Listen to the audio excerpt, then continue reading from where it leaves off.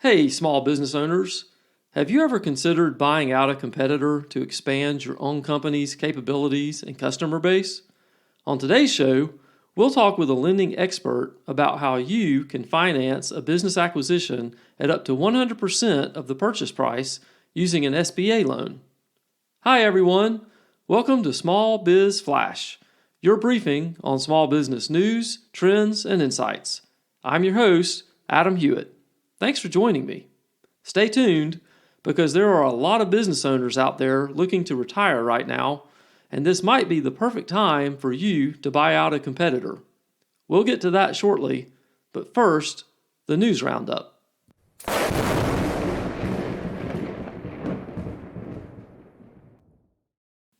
The Treasury Department's new rule requiring tens of millions of small companies to hand over details about their ownership, the Beneficial Ownership Information Rule, has been found unconstitutional by a federal judge. The ruling deemed the underlying Corporate Transparency Act unconstitutional because it exceeds Congress's enumerated powers. You may recall hearing the Beneficial Ownership Information, or BOI, rule discussed in previous news roundups, as this has been an issue important to small business owners for some time. Despite opposition from small business groups, the new regulation went into effect on January 1st. As of right now, the ruling only applies to the plaintiffs in the case, which covers about 65,000 businesses represented by the National Small Business Association. However, another lawsuit seeking a nationwide injunction against the regulation is working its way through the courts. If the BOI rule ultimately holds up in court, a company created or registered to do business before January 1st, 2024 will have until January 1st, 2025 to file its initial BOI report. Small businesses are finally starting to see some relief in the labor market, according to the National Federation of Independent Businesses' February jobs report. 37% of all small business owners reported job openings they could not fill in the current period, the lowest reading since January of 2021. 16% of owners reported labor quality as their top small business operating problem, the lowest reading since April of 2020. NFIB chief economist Bill Dunkelberg interpreted the numbers this way, quote, "Job openings among small businesses decreased in February to pre-pandemic levels. Employment activity lessened somewhat as it becomes easier for owners to find qualified workers. Even with this slowdown, labor demand remains strong." End quote. Overall, 56% of owners reported hiring or trying to hire in February. The Federal Reserve just released its annual report on small business employer firms, those businesses that have at least one employee beyond the owner. The study found that 91% of firms experienced one or more operational challenges, and 93% faced some type of financial challenge. The share of firms experiencing operational challenges associated with the pandemic's effects continued to decline in 2023. The largest change was in the share of firms that identified supply chain issues as an operational challenge. 41% reported supply chain issues in 2023, down markedly from 60% in 2022. In both 2022 and 2023, the most common financial challenge was the rising cost of goods, services, and/or wages. In 2023, 77% of firms identified rising costs as a financial challenge, down only slightly from 81% in 2022. You can find more information on this and other stories in the news roundup by going to the links in the show notes.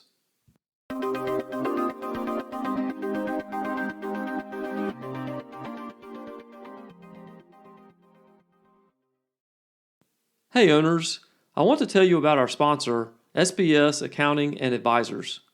Many entrepreneurs struggle with their business's finances, but you should enjoy your business and get back to doing what you do best.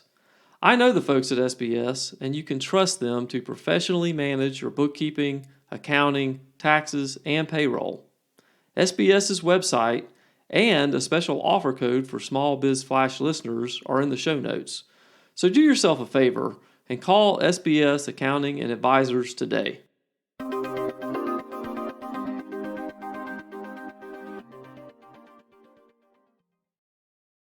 So today we're going to be talking about how to use an SBA loan to buy another business. And we have with us Laurence Leopold from IncredibleBank. Laurence has been in the SBA lending space for almost 30 years. He actually at one point was an attorney with the SBA, and he has worked at small and large banks and has even run SBA departments for lenders. So he has a wealth of experience, and he is going to be a great asset for all of our listeners today. So Laurence, thank you so much for joining us. Thanks for having me, Adam. Absolutely. So Laurence, I'm just going to start with a kind of a very broad question because I'm not incredibly up to speed on this, but I know you are. And that is, as far as there's so many small business owners that want to expand. And a lot of times the easiest way is by acquisition. And there also are a lot of small business owners who are every day, there are more and more that are getting ready to retire and they want to sell their businesses. So there's a lot of activity right now between buyers and sellers. So can you tell us just in general, what are the SBA products that are most suited, or maybe maybe it's just one. What are the SBA products that are suited for this kind of transaction, and how do they work? Yeah, so in a business acquisition space, the SBA 7A loan is really the basic product for a business acquisition. There is another SBA product out there, the 504, but that is only for fixed assets like real estate and large equipment. So it would not be applicable for a business acquisition. But the SBA 7A loan program is definitely a great financing option for a small business owner who wants to grow their business by acquisition of a competitor in their market, or even if they're thinking about trying to vertically or otherwise horizontally integrate. We see these opportunities all the times with small business owners wanting to buy another related small business. Can you talk us through then what that looks like in sort of a practical, from a practical standpoint? Maybe give us a little bit of the underwriting background, some of the guidelines. So if I'm a small business owner and I'm looking, we're not talking about, hundreds of millions of dollars or anything like that, obviously.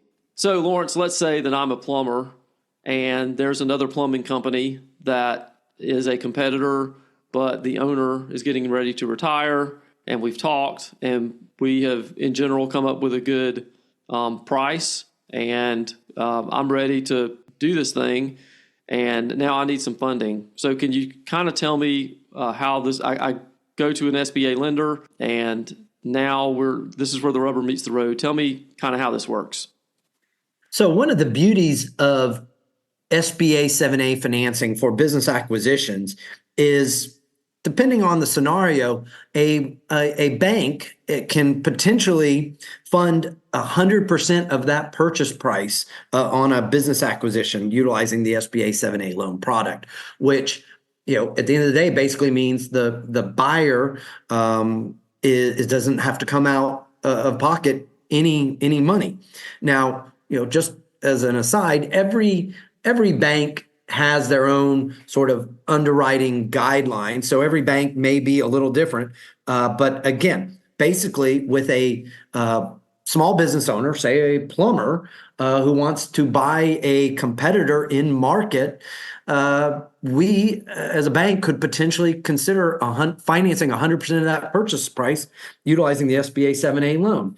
If you were not buying a related business, say you're just an entrepreneur and wanted to buy a business, generally speaking, SBA wants to see a minimum 10% equity going into that. So by buying a competitor in the related industry, we're considering that a business expansion, and we view your ownership of your existing business as your equity. And so we would entertain a 100% financing structure for the buyer. And that certainly makes sense, right? You're going to have more expertise if it's an expansion as opposed to a different industry. So I think most people find that reasonable. What other kinds of things, as far as documentation and assets, would small business owners need to be prepared to show to a lender? And of course, this might vary slightly from one bank or one lender to another, but in general, what kinds of things would a business owner need to be prepared for if they're going to be asking the SBA to back up a loan? Yeah, great question. So basically, at the end of the day, we want to understand the small business owner's current business. So we're going to want to see the buyer's business tax returns for their existing company last 3 years. We're going to want to see buyer's personal tax returns and a personal financial statement, because any owner of a small business, 20% or greater owner, does have to personally guarantee the loan. So we want to make sure that they manage their personal finances as well as they manage their business finances. Sure. In addition, we're also going to want to see at least 3 years business tax returns for the seller company, as well as current interim financials for that entity. So we want to make sure, can the business being acquired through its historic cash flow support the purchase price of the business? And we want to make sure that the existing business of the buyer is currently managing whatever liabilities it may have as well. So we look at cash flow of the existing business, and then we look at global cash flow with the buyer's current business and personal finances. So, Laurence, as far as a typical 7A loan, how long are these loans amortized for in general? Or is there like just a one-size-fits-all there, or how does those usually work? Yep. Basically, a business acquisition loan utilizing the SBA 7A loan program has a 10-year term. It's 10 years fully amortizing. There's no prepayment penalty. The rate may be fixed or variable, depends on the bank that you're working with. But if it's variable, it's tied to prime, and the rate would adjust quarterly. But that's another conversation for where we think the economy's going, if it's better to have a fixed or variable rate. But that's it, 10-year term.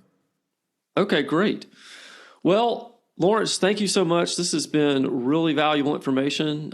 Everyone listening, Laurence's information is going to be in the show notes. So if you have any questions about acquiring an SBA loan, please reach out to him.